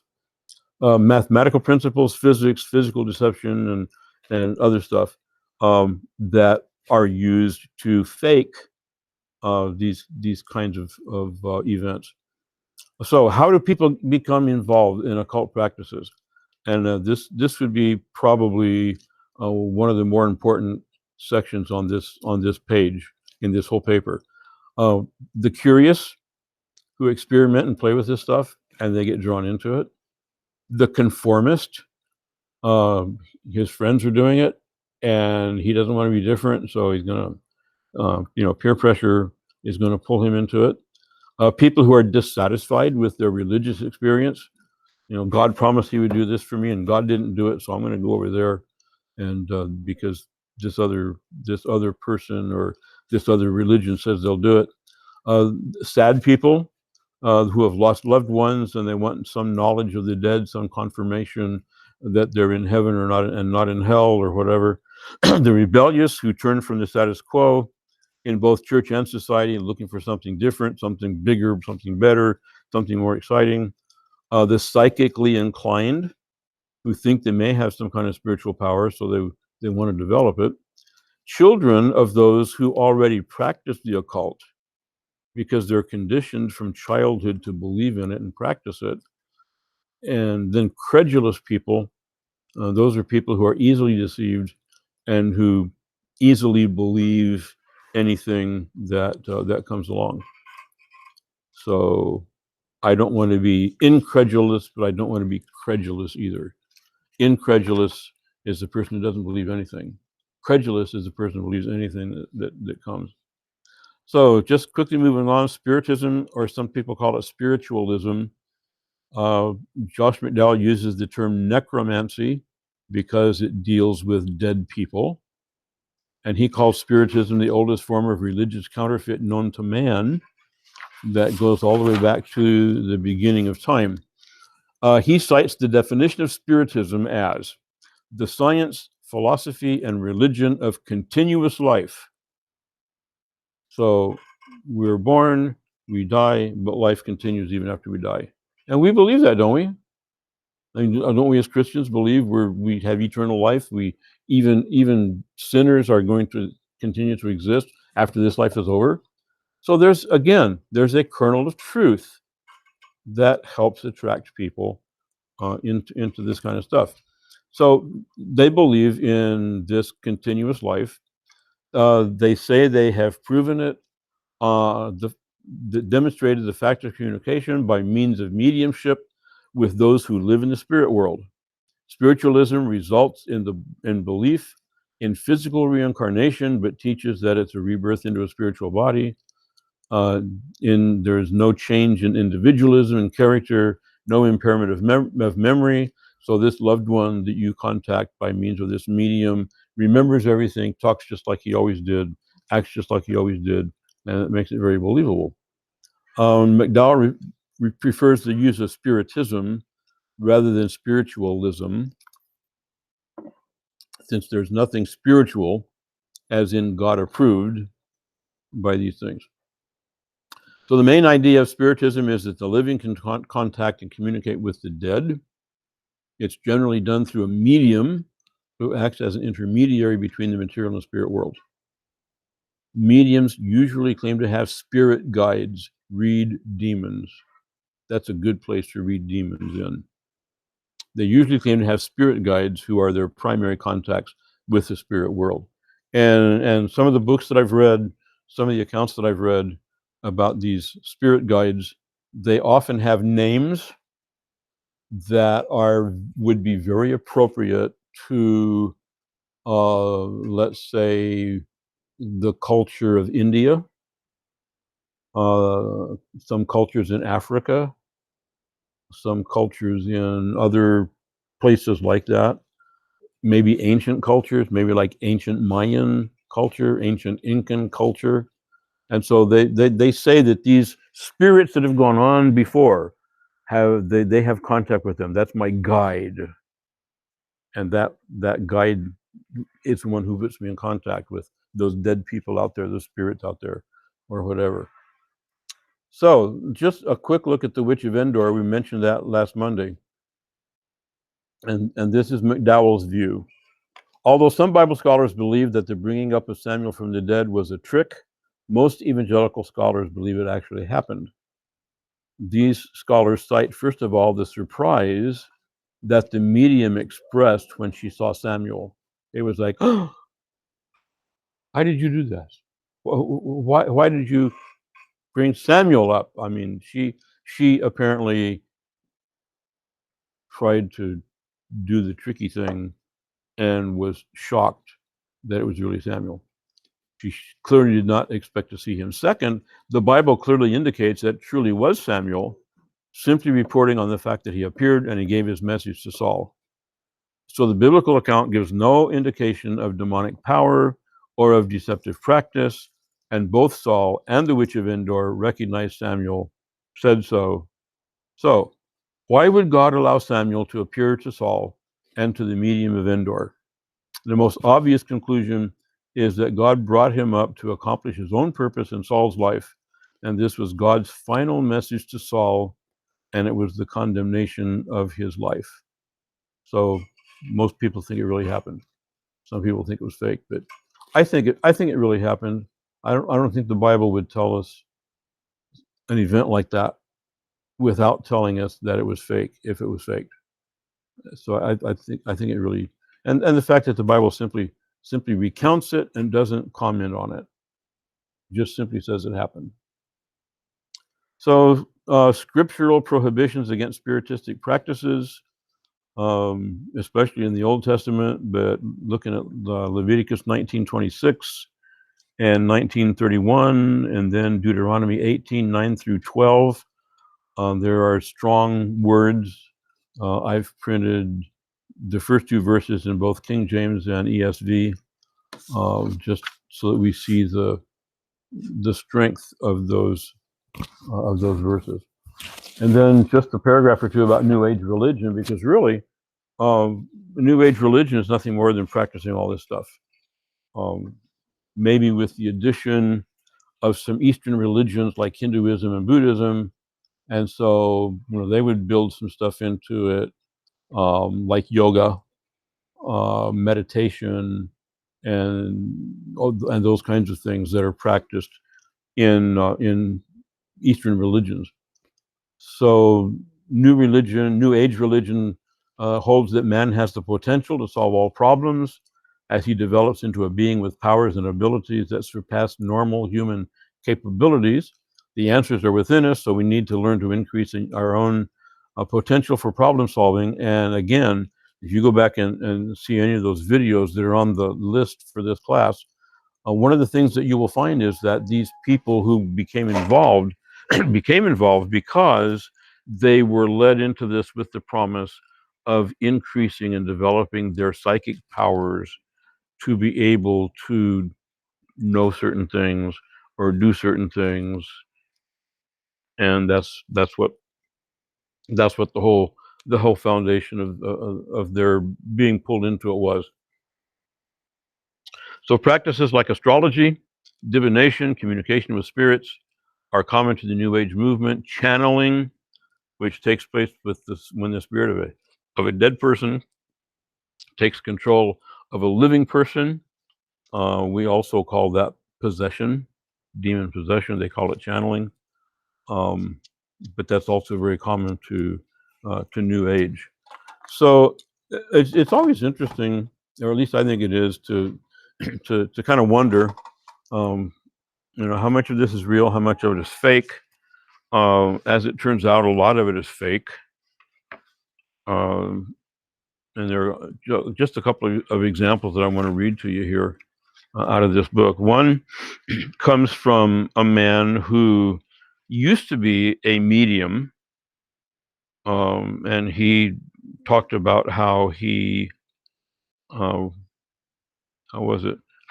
exposed by a man who checked into all this kind of stuff. So the man who checked into it says there wasn't anything in the room that seemed suspicious. And what happened in this guy's seances was that a person would appear, and you could see this apparition and be able to talk to this individual. So how did that happen? Well, there wasn't anything in the room. The furniture was ordinary. A quick glance was sufficient to show there were no panels in the wall, no trapdoors in evidence. So how was it brought about? Was this lady supernatural, this person who appeared? Or this person who was doing the seance? Were these apparent visions of faces truly genuine? Where did the voices come from? All of these things were simple to answer. Checking up the medium's history. So here's this woman who was supposedly bringing up these people. Checking up on the medium's history, I found that she had, some 12 years back, been married to a circus ventriloquist. Okay, ventriloquist throws his voice to another place, right? And so he's here, but he sounds like he's over there. So she was married to this guy. This gentleman was one of the supposed believers and mingled with the rest of the guests. He not only produced the voices, but the spirits as well. These heads were painted on the back of his vest, and in the dark, it was only necessary for him to remove his coat and walk around the room. Although his footsteps could not be heard upon the heavy carpet, I made sure of my analysis by placing my ear to the floor. The pitch black room made this possible. I heard footsteps clearly. As he walked about, the spirit faces could be seen by some, but were invisible to others. They apparently vanished and reappeared as his body assumed various positions. Upon replacing his coat and resuming his chair, all of the ghostly visions disappeared. So that's how one medium faked them out. There's another one that I was looking at here. Here's a medium who said that she could make things appear, things that, physical things that would show up. They're like gifts from the spirits. Sometimes they were worthless trinkets like rings or brooches. Other times they were more impressive. And so the apports, as previously described, sometimes arrived in full light, other times tumbled out of the trumpet in the dark, and a lot of different things that happened. So once at a church function, I told a woman the spirits had apported something for her into a chocolate cake. And when she cut into it and found her necklace, she screamed, "Oh my God, this was at home in my dresser when I left to come to church." Well, would be impressive, wouldn't it? The truth was that we had pilfered it from her purse more than a month before, and she evidently hadn't missed it. So they stole it from her and then baked it into this cake and then told her that the spirits placed it there. Okay. And there's some other interesting stories in there that tell how they faked some of this stuff. And I've told you about the woman, the witch that that we met, the former witch that we met in Ghana, who gave us a book, and I can't find her book. I wish I could, but I remember her telling us how there were things that she could do because she did have contact with spirits, and there were levels of spirit power, and so she had reached certain levels of spirit power, and in order to reach the next level, there were things that she had to do by way of consecrating herself, giving herself into the spirit world, and so on. But so those things were very real, and she told us about things that she did that were very real by spirit power. But she also told us this one time when a woman was going to have a baby, and they had all girls in the family. The father desperately wanted a son. The mother did also, because the son is the one who brings the greatest help in the future or whatever. And so this witch told them, "Oh, I have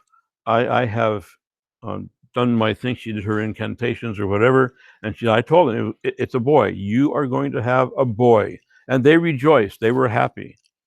And then she recounts how when the baby was born, she hid outside the hut, and she was listening at the wall when the baby was born, and the midwife said, "Oh, it's a girl."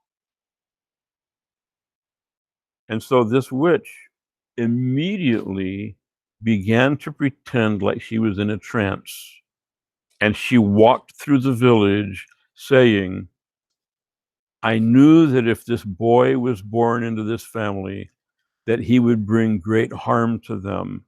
So I changed the boy into a girl before she was born to save them from harm, from catastrophe."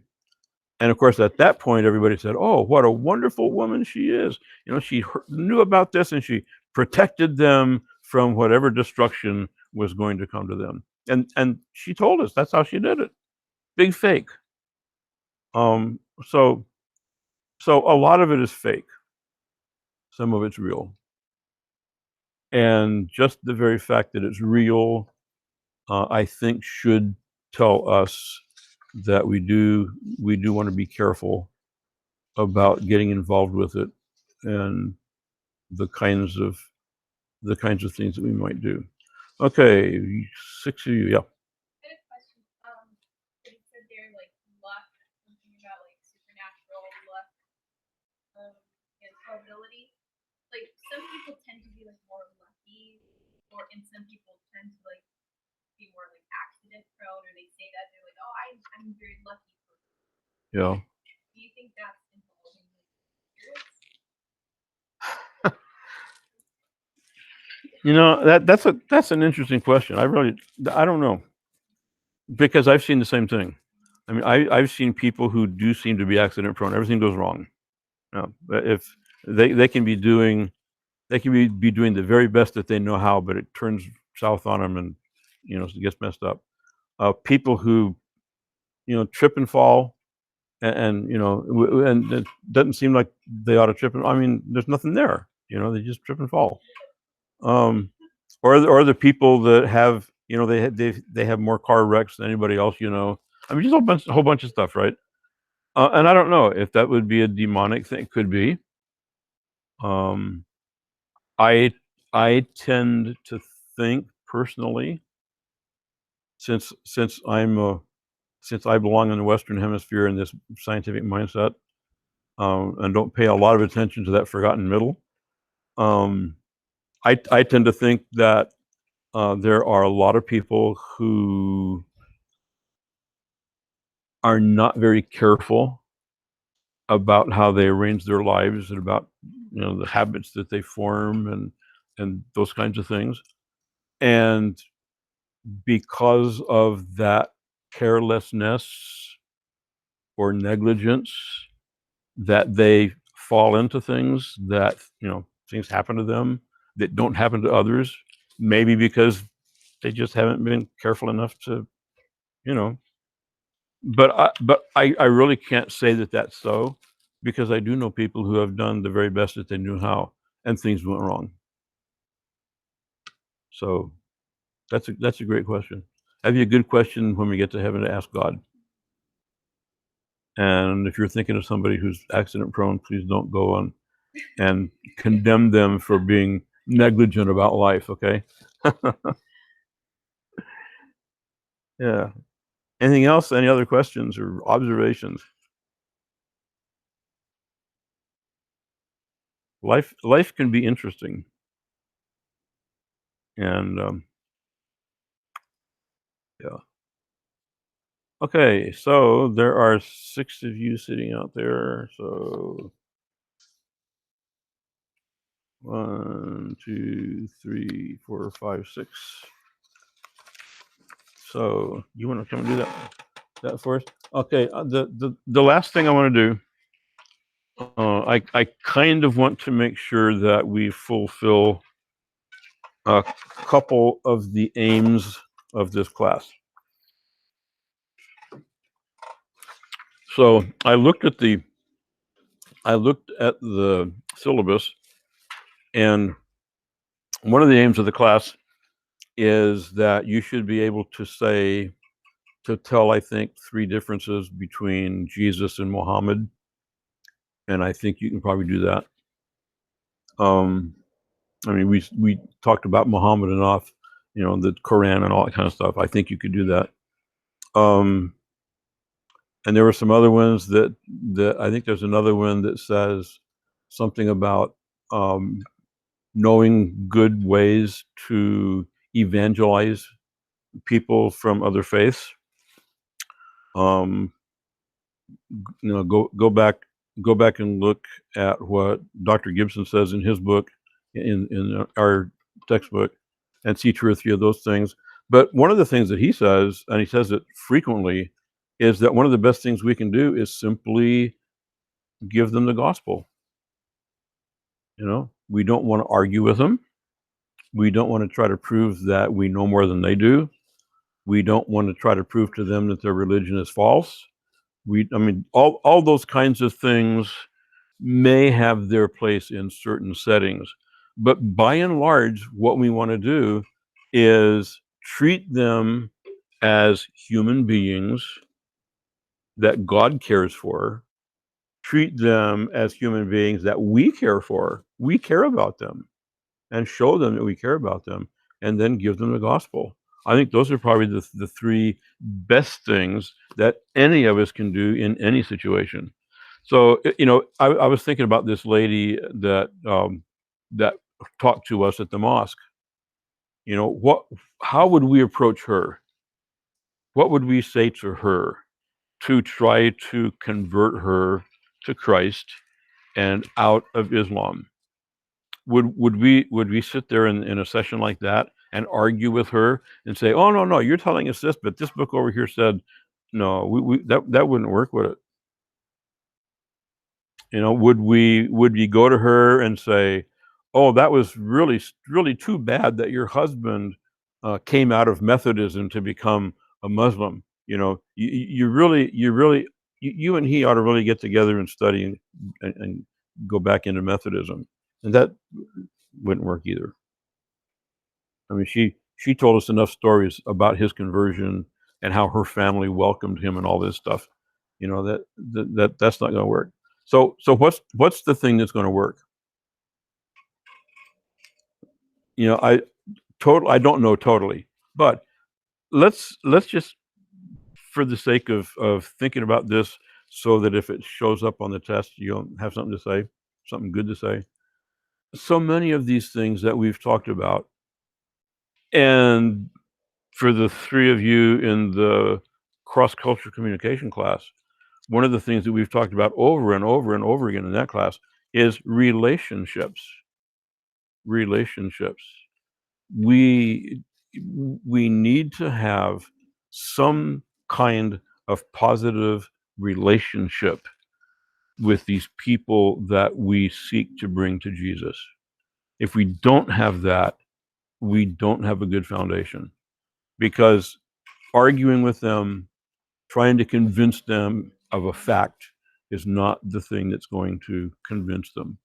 The thing that's going to convince them is we show love, we show concern, that in situations in life when they might become frustrated, or they would expect us to normally be frustrated, but we show a calm that only God gives to us and helps us in that situation. I mean, the relationships are so important when we do these things. And even in the other class yesterday, we were talking a little bit about media, how media have changed, and we were talking about Facebook. Facebook is one of the newest media in our world. Facebook has come into existence since y'all were born, so it's pretty recent, but it has spread like wildfire, and it is probably one of the main means of communication for many, many, many, many people in our world. But one of the things we talked about yesterday was, when we see something on Facebook, one of the reasons why we're going to believe it, if we believe it, is because of who said it. And who is this person that said it that we're going to believe? It's either going to be somebody who has a great reputation for being an expert in that area, and therefore we believe him because of that, or it's going to be a friend, somebody we have a relationship with, somebody whom we've talked to before, and we've conversed about these things, and we trust each other, you know. So they say it. Okay, so yeah, I believe that too. So relationships are so important. But one of the things that we are supposed to be, we are supposed to know by the close of this class, are some basic differences between Christianity and other religions. And probably you could do this. I wouldn't have to give this paper, but John, just to make sure that at least that aim is fulfilled. Some essential differences. Number one, we serve a personal God. Over and over again, we've seen about impersonal gods, about principles, you know, about the great oneness of the universe, and all these kinds of things. But we believe in a personal God, and this personal God cares about us. He loves us. He shows mercy and grace to us. He's a God of justice. He's going to judge the world one of these days. And yet, even though he's just and is a judge, he cares about us, and he wants to save us from that. So he cares about our salvation, cares about our spiritual well-being. I mean, we could just stop right there and talk about the differences in the God we believe in and the gods that other religions present. But number two, Christianity confirms both the deity and humanity of Christ. We affirm his atoning death on the cross and his resurrection, and through him, God offers forgiveness. And again, in these last two class sessions, we've looked at these cults who have rejected Jesus. They have made him into something that he is not. They have claimed other things for him. So either they've denied his personality, or they've denied his deity, or they've denied both. But the attack on Jesus by cults has been universal. And of course, other religions, like even Judaism, you know, or Islam, they recognize that Jesus existed, but they make no special claims for him either. Our number three, Christianity confirms the creation of the world and the creation of man by his personal intervention. So there are some religions out there that say the world has simply existed forever, but it hasn't. Number four is one of the important ones. We believe that man was created in the image of God. Not that God has a body, so we resemble him by having fingers and toes, but because there are some essential parts of us that are like God. And I think there are 4 or 5 things here that I list that are essential to what we consider to be the image of God. Number one, we are spiritual. That is, we are spirit. Our essential nature is spirit. We are spirit beings clothed in flesh.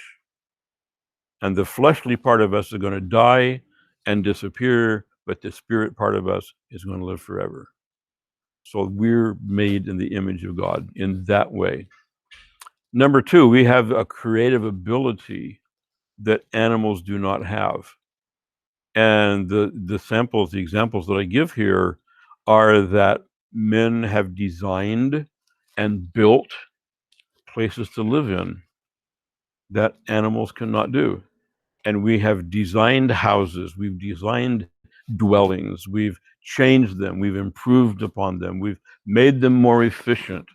And all of these things. Animals don't do that. You know, if animals live in holes in the ground, they live in holes in the ground. If they live in dens, they live in dens. If they curl up under a tree like deer do, they curl up under a tree. You know, what deer has ever made himself a house to live in? And you say, well, beavers do. Yeah, but that's their nature to live underwater and build a dam so that they swim underwater to that place where they can live. And that's, but they've never designed 5-story beaver dams to live in, and they live up on the top floor, or they've never designed beaver dams with ornate entrances or painted walls or all this kind of stuff. You know, man does that, but animals do not. A third one is that we have the ability to communicate. And people say, yeah, but bees do. Yeah, they do, but they only communicate very basic stuff. They come in and do their little dance, and then they go flying off, and other bees follow them to the source of pollen, so they can get the pollen, come back and make honey. You know, they say that dolphins can communicate, and whales can communicate, and so I don't know, there may be some things they can do.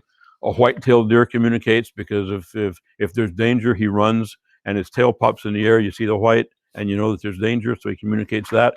But what deer, what bee, what dolphin, what other animal could sit here and say, there are 6 people, there are 6 students in this room. 3 of them are female and 3 of them are male. One of the guys is wearing a green shirt that says Office Pride on it. One of the girls is wearing a grayish blue sweater set. One of the guys is sitting in the back. He's wearing a gray shirt and has the mask. You know, what animal can say that? What animal can communicate those kinds of details? But we can. We are God's special creation. And what's even better than that, we can communicate with God. And God can communicate with us. I forgot that second phrase, but add that one in there. We can communicate back and forth with God. He can speak to us. We can speak to him. And what a comfort it is to know that we can talk to him and he hears us, that he's listening for us. He bends his ear to us to hear what we have to say. And that makes us special. You know, what other religion says that? You know, Buddhism doesn't say that. Hinduism doesn't say that. Allah is not that kind of a God. You know, just look at all the religions and all the cults, and what of them says, here is a God who communicates with us, and we communicate with him. He hears and answers our prayers. You know, I mean, our Christianity is so different. Another one, man has a moral nature and can learn the difference between moral or ethical right and wrong. He can make decisions based on moral understanding. He can feel guilt because of sinful decisions and seek pardon for the wrongs that he has committed. Okay, so your dog ate something off the table and you came in and found him and he looked guilty. You know, did he really? I mean, come on. Animals feel no guilt. They just eat something because it's there, because that's their nature. And animals don't sit there and think, boy, if I steal that cookie out of the cookie jar, I'm going to be disobeying mom, and that's going to be bad. No, they don't do that. It's just the cookie is there. They grab it and eat it and go. Okay. So, but we have this moral nature that animals do not have. So those are some key areas in which we are made in the image of God. Number 5, Christianity affirms man has sinned. He can't save himself. He can't forgive himself. Good works aren't going to do it. Wealth isn't going to do it. Intelligence, education, social position, all those kinds of things are not going to do it. And then number 6, Christianity affirms that God has revealed himself both through natural revelation and special revelation. And in special revelation, God tells us about his love for us, tells us about his care for us, his grace, his mercy. And he tells us how we can be saved. And he wants to save us. And those are big differences between us and other religions, false cults. So if that should happen to show up on the test, if that should happen to show up on the test, now you know where to look for some of those answers, okay? All right. They are serving BLTs for supper tonight. I happen to love BLTs. So I'm going to be at supper. I'm usually not at supper, but I'm going to be tonight. last time they served BLTs, I went over and to the young lady who was making the sandwiches, I said, that's the reason why I'm here. And what I meant by that was, I'm here because of the BLTs. I think she misunderstood me, because at the point that I said that, she was putting the bacon on the sandwich.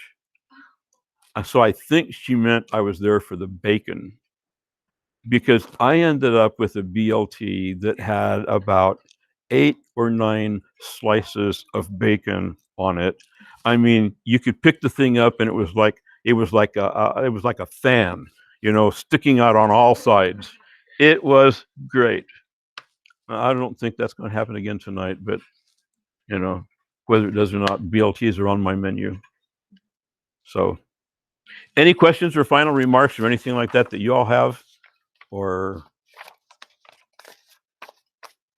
okay, so who is going to give Caitlin her stuff? You can do that. Okay, so here's one for her, and here's one of these for her.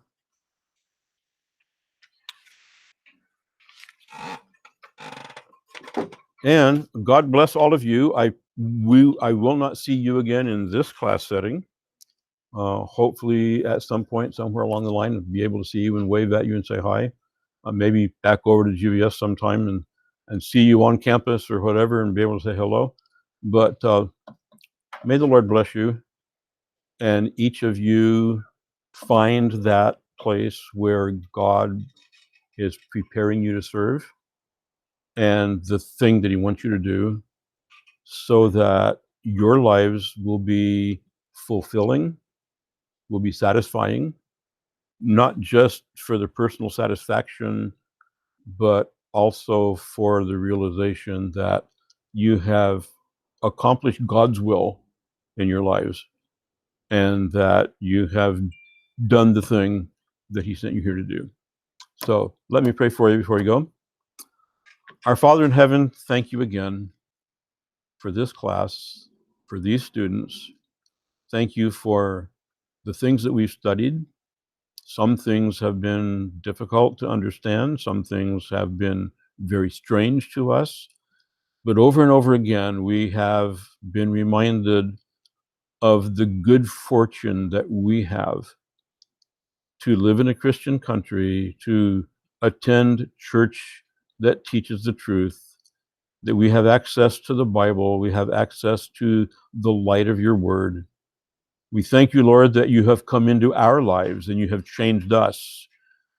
And we thank you that in you we have found purpose, we have found meaning. And if there's someone in the class who has not yet found that purpose or that meaning for life, I pray that they will soon discover it, to be able to fulfill your will in them, to be able to fulfill their purpose in this life. And I pray, Lord, that all of us, wherever we go, whatever we do, that all of us will hear your voice, we will know your will, we will do the thing you're telling us to do, and that in years to come, we'll be able to look back and say, I followed God's will, and Jesus kept me all the way. And we'll be able to thank you for your grace and your mercy and your love in each of our lives. Go with us now. Bless supper to us. Bless the rest of this week to each of us, the rest of this school year, and indeed, Lord, the rest of our lives as we seek to serve and honor you. We'll thank you in Jesus' name. Amen.